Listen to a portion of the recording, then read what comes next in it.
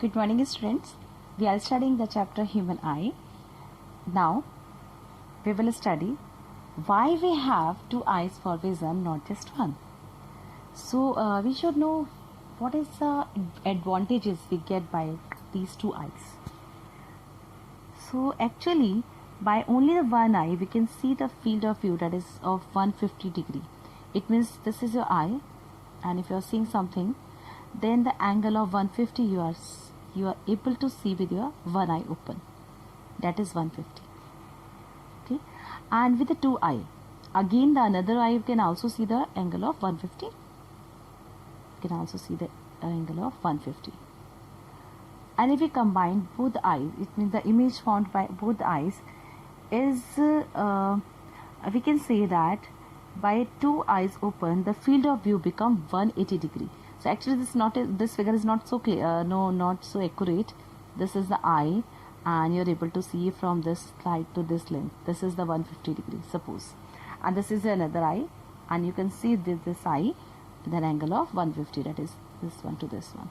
So by the two eyes we are able to see the angle of 180 degree, that is in front of your face you can see the field of view. So with the two eyes open we can see the wider field of view. So by having the one eye we can see only the field of view of about 150 degree, but with the two eyes open the field of view becomes 180 degree. So this is one of the advantage of having two eyes. Most of the animals having two eyes in front of their face, like us, we have two eyes in front of our face, and some animals also have their eyes in front of their face, like tiger, lions, and few animals having eyes in on both the side of their head, like in rabbit, or most of the animals like a cow, and so such type of animals having two eyes on both sides of their head. So in this case, if an animal having the two eyes on both sides of their head, it means it can see the 360 degree around it. So it means this field it can see by this eye, and this field it can see by this eye. So it can see a wide field of view by having two eyes on the opposite sides of their heads. So generally the animals having such type of vision are only those animals which want to escape from their predators or the enemies, like a rabbit. They have a fear of a lion or other large animals, so they have such type of their visions. So you can also say that the animals of prey have their eyes, two eyes on the opposite side of their head, so that they can see their enemies in the very large area around them and try to escape from them. So this is one of the benefit having the two eyes. The benefit is having the two eyes give the wider field of view. We can write it like we have the wider field of view. This is one of the benefit of having two eyes. Another benefit is by having two eyes it enables us to judge the distance more accurately. So I'm writing it like it helps us to judge the distance more accurately. It means, okay, what does it mean? It means we know that we have our two eyes a few centimeters apart from each other.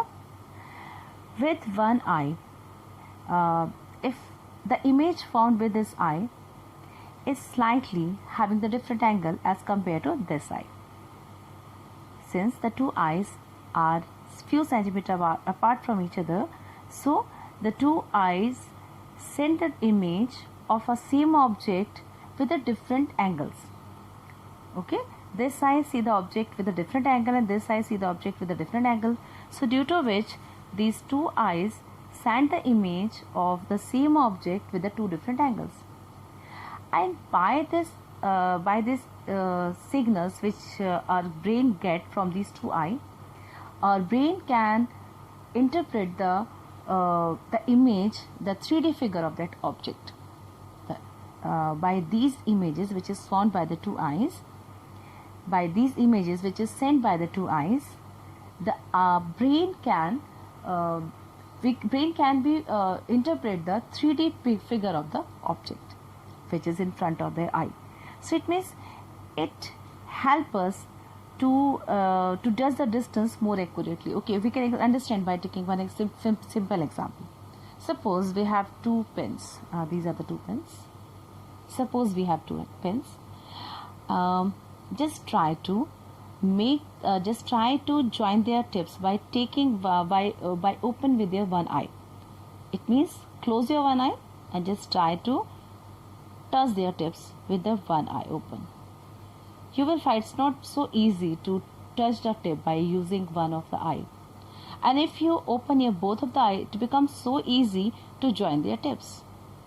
It means your two eyes enable us to judge the distance more accurately. That's why we are able to join the tip of the two pens. So this is one of the experiment we can do at our home easily, so that we will find that the our two eyes, due to the two eyes, we can easily judge the distance of the object. Okay, so this is the reason why we have two eyes. One more thing, the persons like the human beings and the other animals which have the two eyes in front of their eyes are called they have stereoscopic vision. Stereoscopic vision. Stereoscopic vision means we have two eyes in front of our head. So like human beings, the lions, the tiger, they have the stereoscopic vision. So okay, this is all about the human eye. We have learned what is the structure and the function of the human eye, what are the different defects of vision of the human eye, how we are able to see the nearby as well as the far object exactly, and why we have two eyes, not just one. Now the eye is the gift of vision. Actually this is the gift of vision. Due to this eye we are able to see this wonderful, the beautiful world. So the gift of vision. But we know that most of the person cannot see this beautiful world because they don't have their vision. They are blind. So can we do something for them? Yes, the most of the people which are the blind, can be restored their eyes if we donate our eyes to them. So some important point we should know if we are donating our eye. First one, the person of any sex, means it can be female, it can be male, any sex like a male or female can donate their eye. And the person who have spectacles, who wear spectacles, can also donate their eye. Even the person who undergo that cataract operation can also donate their eye. And even though the person having some disease like the diabetes, this is a very common disease today, diabetes, blood pressure, it's so too common, asthma. So the person having such type of disease can also donate their eye. But the important thing is, the person having some communicable disease, if he die or she die due to some communicable disease, cannot donate their eye. So what can be these communicable diseases? AIDS,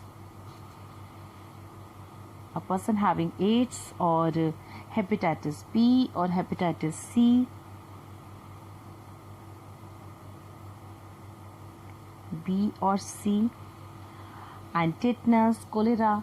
So if a person died due to this communicable disease, they cannot donate their eye. Okay, so this is the one point. Second point, we should know that after the death, the eye bank should be informed immediately, because within 4 to 6 hours the eye should be removed from the dead person. So okay, after the death of the person, it should be informed immediately to the eye bank. Next point, we should know that the doctor can remove the eye of the dead person at home or at hospital within, it takes 10 to 15 minutes to remove eye. It takes only very few minutes to remove eye. Next, now the eye bank donate these eye to the hospitals of if a one person donate the eye, with these two eye, two person can see this wonderful world. So next one is the eye bank distributes this eyes to the hospitals where the blind pupils can be restored their eyes by the surgical operation. And the next thing is, yes, the eyes which are not suitable for transportation can be used for for medical purpose. It means for teaching, for learning of the students of medical. It can be used for teaching purpose. The eye which is not suitable for transportation can be used for teaching purpose.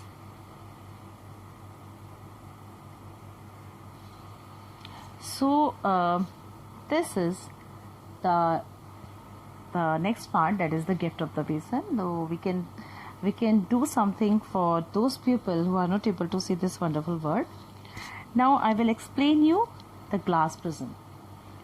The glass prism, the next topic of the human eye is the glass prism. Glass prism is made up of glass, as its name suggests, glass and prism. So glass prism is made up of glass. How it's look? It's look like a triangular. The meaning of the prism. Prism means if we have a triangle at the top and triangle at the bottom, and we join it ends, then this type of structure is called a prism. So a glass prism is made up of glass having such type of a structure, in which the bottom of the prism is triangular, as well as the surface as well as the upper face is also triangular, and these surrounding face, or we can say it as side faces, are rectangular. So it has two triangular faces and three rectangular faces. This is a glass prism. We can say that triangular glass prism. We can also say it like triangular glass prism. In the triangular glass prism, if we place it like this, so we can say these two faces are not parallel to each other. In glass slab, we have seen that in glass slab, both the faces are parallel to each other. Like you make the images formation, not the images formation, you have done the refraction. You have done the refraction. You have studied about the refraction through the glass prism. But in this case, we know that both the faces are parallel to each other. But in a glass prism, the both faces are not parallel to each other. So we get some advantages by using this part of the prism, that it's not parallel to each other. Faces are not parallel to each other. The angle between these faces is called the angle of prism. This is called the angle of prism. Okay. This is a glass prism having two triangular faces and three rectangular faces, and the angle between the two sides, two adjacent sides, is called the or we can say the two opposite faces. These are the faces. The one face, this one, and the other face is opposite to it. So the angle between the two opposite faces is called the angle of prism. Okay, so just understand how the refraction of the light takes place through the glass prism. Yes, refraction of light through glass prism. So I think you understand what is the meaning of this prism. It's a piece of glass. It's a piece of glass which is triangular from both those two faces and rectangular from the three faces. What happens if the light passes through this prism? So I'm making one of the face of this prism. You can imagine This is the one face, like this is the face of the prism I am drawing here, like this. Okay. So suppose the light is incident on this prism. What will happen to it? You know, this is the air and this is the glass. So obviously air is rarer and glass is denser medium. And we know that when the light passes from the rare to the denser medium, it always bend towards the normal. Yes. So when it passes from the prism, what happened to this light? It bent towards the normal like this. This angle is large as compared to this one. This is called the angle of incidence and this is called the angle of refraction. So in this case, the light is coming towards the glass prism is bent towards the normal because it entered from rare to the denser medium. Now what will happen when it passes from, again it passes from the glass into the air.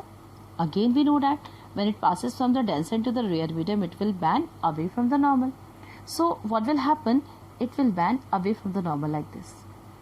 So again this angle is less as compared to this one. This is called the angle of emergence. Angle of incidence, angle of refraction and the angle of emergence. Now in glass slab we know that the angle of incidence was always equal to the angle of refraction. Sorry, not refraction, sorry, the angle of emergence. And that's why we will say that we said that these lights are always parallel to each other. The incident ray and the emergent ray are parallel to each other in the case of glass slab. But in case of glass prism, since these faces are not parallel to each other, so the light after passing through the prism do not parallel to the emergent ray. The emergent ray is not parallel to the incident ray after passing through the prism due to these faces which are not parallel to each other. So there is a certain angle in between the incident ray and the emergent ray. If we produced incident ray forward and the emergent ray in backward direction, we will get this angle. This is the angle between the incident ray and the emergent ray, and this is called the angle of deviation, represented by this sign delta. This is called the angle of deviation. Angle of deviation. Angle of deviation means the angle through which the light deviates from its path. Its original path is this one, but it deviates with a certain angle, and this is called the angle of deviation. Okay. So you will notice that the light is coming towards the glass prism, it always bends towards the base of the prism. It means when it comes towards the prism, it always bends like this, not like this. It will always bend towards the base of the prism. So you can also write the definition of the prism angle of deviation. You can write that the angle between the incident ray and the emergent ray is called the angle of deviation. So you will write the definition of angle of deviation. Okay, again I am telling you, the angle between the incident ray and the emergent ray is called the angle of deviation. So okay, this is the angle of deviation. Now I am going to explain you one more thing about the prism, that is it disperses the light rays. And what is the meaning of dispersion? Okay, so first we should know what is dispersion of light. Dispersion of light. Dispersion means when the light passes through the prism, it is split into its 7 colors. You know, when the light passes from the prism, you have seen this example when you use a scale. Even with the help of the scale, we can disperse the light of the sunlight into 7 colors. So it is behave like a prism. Sometimes behave like a prism. So dispersion of light means when the light passes through the prism, it disperses. It disperses into 7 colors. This is called the dispersion of the light.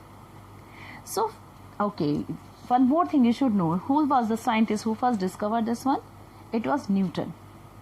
In 1665, Newton was the first scientist who discovered that the sunlight is made up of 7 colors. I think you have ever listened the word Vibgyor. Vibgyor. Vibgyor. V for violet, I for indigo, B for blue, G green, Y yellow, O orange, R red. You can also write yourself Vibgyor, V violet, indigo, blue, green, yellow, orange and red. So Newton discovered that the sunlight is made up of these 7 colors which we are able to see. This is called Vibgyor, and with the help of this prism we can disperse the light into its 7 colors. This is called the dispersion of light. Dispersion of light means the splitting of the light into its 7 colors is called the dispersion of the light. You can also write the definition of the dispersion of light. Dispersion of light. So we will write the definition. The splitting of white light into its 7 colors is called the dispersion of light. Okay. So dispersion of light is the splitting of white light into its 7 colors when it passes from the transparent medium like the glass prism is called the dispersion of light. Okay, again I am telling you the definition of the dispersion of light so that you can write it in your notebook. The splitting of the white light into its 7 colors when it passes through the glass prism. You can pause video for writing the definition of dispersion of light. The splitting of white light into its 7 colors when it passes through the transparent medium like the glass prism is called the dispersion of light. And the band of the 7 colors which we obtain after the dispersion of the light is called the spectrum of white light. This is called the spectrum.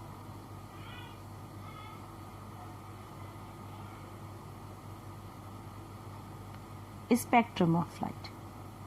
So spectrum of light means this band of the 7 colors called the spectrum of light.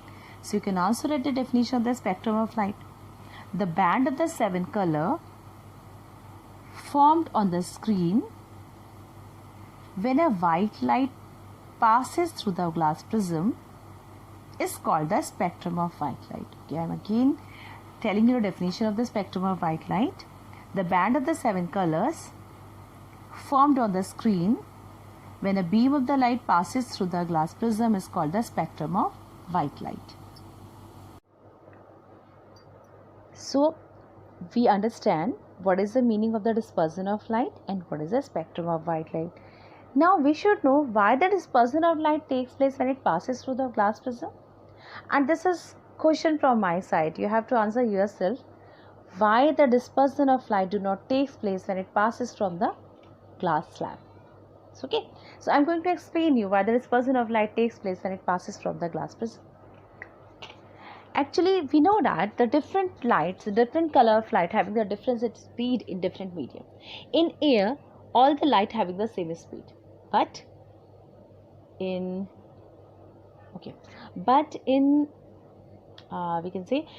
other medium other than air, the different color having different speed. This is a prism and white light is coming towards the prism. Now what happened? Different colors having different speed of light, and when it passes from a glass prism, the violet color of light which has the minimum speed in glass prism. You know, if we move from this part to this part, it has the minimum speed of light in glass, whereas the red has the maximum speed of light in glass. So when it passes from the glass prism, this violet color has the minimum speed of light, so it bends more, and the red color has the maximum speed of light. You have learned that the deviation depends, in the part of refraction. We understand when the light coming from the one medium to another medium, the higher the change in the higher the difference in the change in light, higher will be the deviation. Since the violet color has the minimum speed, it means the change in the speed is maximum. So in this case, it deviates more as compared to the red light. So since it has minimum speed of light, so it deviates more as compared to the red light, and red light deviates less as compared to the violet color of light. Again, it passes from the prism towards the air. It is split into 7 colors called the Vibgyor, Vibgyor. So this is the main cause of splitting of light when it passes from the prism. Because these faces are not parallel to each other, so they do not combine, they do not recombine to form a white light, like in a slab. In slab, the light also is split like the prism, but in case of slab, they recombine to again to form the white light because the faces are parallel to each other. I explained you the answer of my question. Okay, and this prism, since it has its two faces not parallel to each other, so that's why the light which is split into its color do not recombine to form a white light. So this is the main cause of dispersion of light by the glass prism. Now the question from my side is, the speed of the light changes in another medium. Which quantity, which physical quantity of the light do not changes when it passes from one medium to another medium? You have learned that the speed of the light changes when it passes from one medium to another medium. So there should be some physical quantity which do not changes. So which physical quantity do not changes when it passes from one medium to another of light? So you have to answer yourself. I'm not going to explain you. So again, one more thing I'm going to tell you. Okay, I'm not going to tell you again one more thing. I'm going to revise this term, that the violet color has light having the minimum speed. The violet light has a minimum speed, whereas the red color of light has the maximum speed in all these colors. So that's why violet color deviate more as compared to the red color of light. So which deviate more, which color we will get at the bottom? It is violet. And at the top it is red. Why? Because violet color has minimum speed of light in out of these 7 colors, and the red color of light having the maximum speed of light. So that's why it deviate less. So okay, I think one more thing I should explain you, and after that I will explain the other parts in next video. This is the last topic I'm going to explain in this video. This is the recombination of this prism. What will happen if we recombine the prism? Recombination of prism. Recombination of the spectrum of light लिखते हैं. Recombination of spectrum of light. How can we recombine the spectrum of the white light? It means, suppose this is a prism, and we know that when the light passes from the prism, it will split into 7 colors. This is called the dispersion of the white light. Can you recombine this white light? Yes, we can recombine it if we place an inverted triangular prism, similar triangular prism. These both triangular prisms should be similar to each other. It means these angles should be equal to each other. The angle of prism should be equal. So if we place the two similar prism like this, one is erect and other is inverted, then the white light will split into 7 color by this first prism, but the second prism will recombine this white light to form a this 7 colors to form a white light. So by this method we can recombine the spectrum of the color, that is the 7 color we can recombine by using the two glass prism, not the cone, the glass prism. One should be placed erect and the other should be placed inverted like this. These faces should be parallel to each other. This is the one thing you should know, and the angular prism of both the prisms should be equal. So when we place the prism like this, the white color of light is split into 7 color by the first prism, but it get recombined by the second prism we placed like this. And by recombining this 7 color, we get the white light. So it just work like a slab. It work like a glass slab. When we place the two glass prism like this, it behave like a glass slab. So okay, in next video I will explain you the rainbow formation, how the rainbow formation takes place. I think most of you make the project on the rainbow formation. It's really too good, very good. And in next video I'll explain you the rainbow formation, the next part, and the other part is the atmospheric refraction. So okay. Bye.